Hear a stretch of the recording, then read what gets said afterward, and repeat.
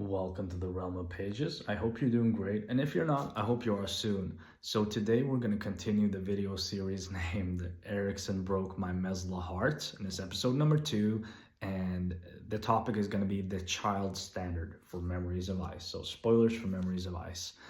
And before that, I want to tell you though that the artist Ormulogun and his critic Gumball the Toad want you to subscribe to my channel.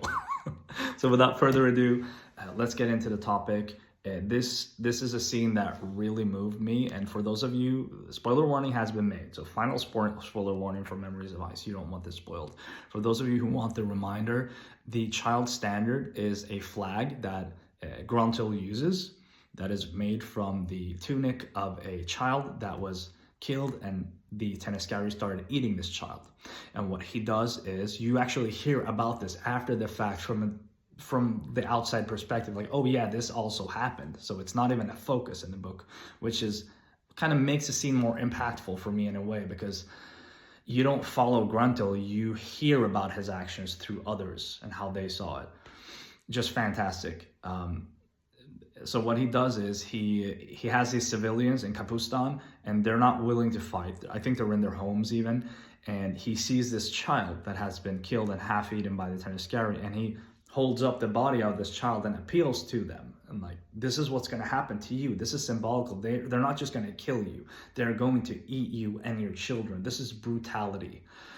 And when he does this, he does it in a way where he rouses the battle spirits of the civilians. So they take up arms and they change, I think they even change the flow of the battle. And that is just so moving, that he rallied these civilians that were unwilling to fight by showing them the brutality and inhumaneness of this enemy army. So even these civilians were like, you know what?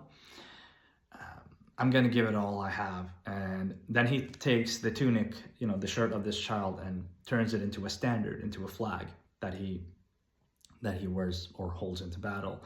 And just that, the impact of that scene and the way it's told in an indirect, after the fact way.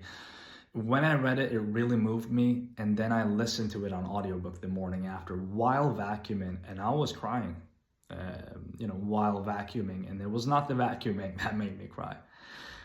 So it's just, just let that sink, the brutality of it, and just the way it was conveyed and written. It just broke my heart in the best possible way, but also in a terrible, horrifying way. So what do you think about this? Let me know your thoughts. Like, comment, subscribe, and stay tuned. Take care, folks.